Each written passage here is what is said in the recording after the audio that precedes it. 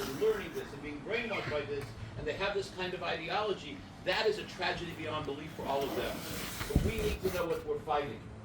We need to understand what the battle is against. We're not fighting about two people fighting over a piece of land. You know, we have this war going on right now between Ukraine and Russia. I was in Ukraine about 6, 7, 8 weeks ago. I was in Kiev. Yeah, I had to run to a shelter, don't ask. And to get to Ukraine today is a pain in the neck. You got to take a 15-hour train ride from Poland. You can't fly there. And it's the same Yiddish as a geschlappte Krank, which means it goes on forever. You finally fall asleep, and at 4 o'clock in the morning, they wake you up with boarding. It's not a great time. You know, you're not sitting in first class in an Amtrak. You're on this Polish, Russian train, Polish train going to Ukraine. And there's a war going on. But that's a war over territory.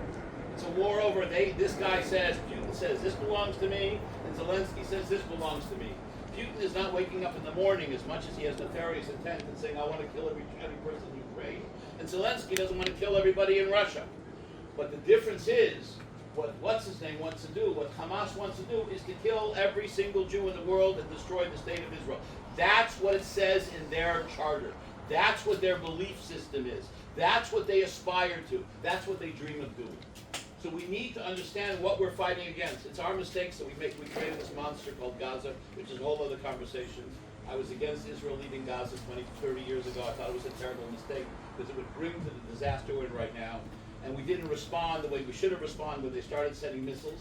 Imagine if you're sitting in San Diego and they started sending from Tijuana missiles. How long would it take? 100 missiles, 200 missiles, 500 missiles, 1,000 missiles? In the last week in Israel, in northern Israel, 500 missiles fell from Lebanon. And there's about to possibly be a much bigger war with Lebanon. And Hezbollah, which is in Lebanon, has the same plans and intention and beliefs which Hamas does, and it's all backed by that country called Iran, who says that they want to destroy the Jewish state and they want to kill it. They want to destroy Israel. Now they're a little different than what's his name? Than Hamas. They don't want to kill every Jew. They just want to destroy Israel. There is about 20, 30,000 Jews living today in Tehran, but this intent of Hamas and Hezbollah is extremely nefarious. So we need to understand what we're fighting against. And I'll finish up with this quick little story. And if you have some questions, we can talk more. I don't want to go on with the speak for you. The schnitzel's good and the cookies were better. So I don't want to. So, but I want to. We had a problem with the Arabs, with the Palestinian groups, the pro-Hamas groups, and I use that word intentionally. The pro-Hamas groups, with the city councils all over Orange County, they tried to do around the United States to get resolutions passed calling for an immediate ceasefire.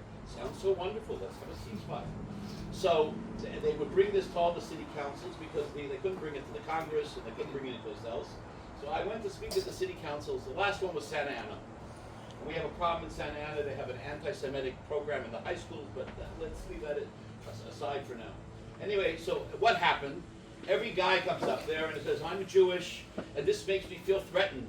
And I'm Jewish, and this makes me feel bad. And I'm Jewish, and Israel's a good democratic state, and how could you do this? And I'm Jewish, and Israel has gay rights. And I'm Jewish, and Israel has high tech.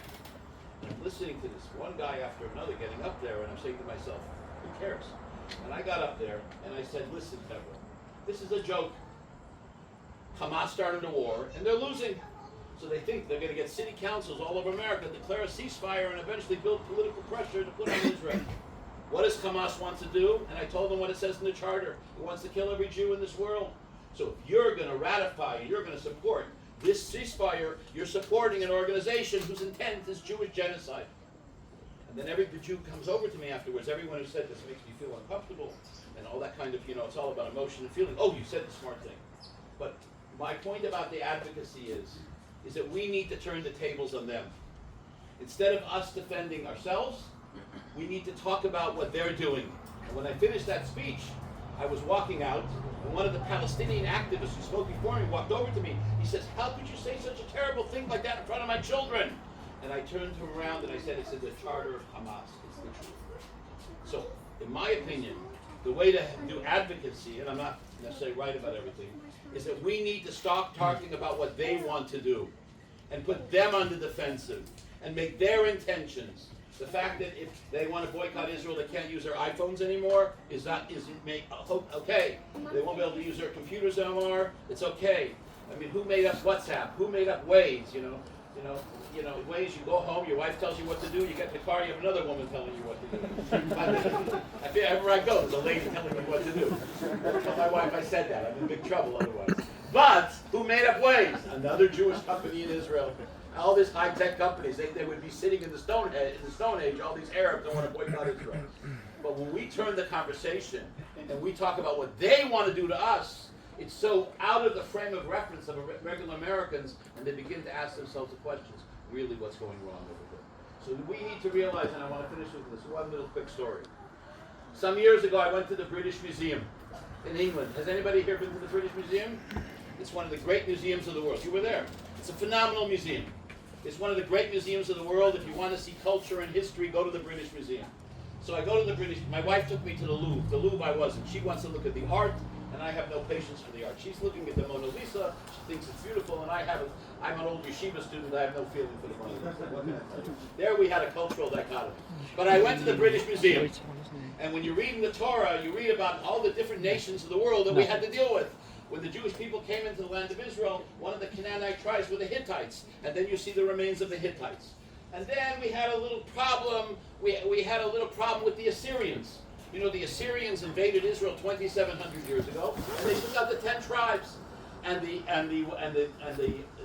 king of the Assyrians, he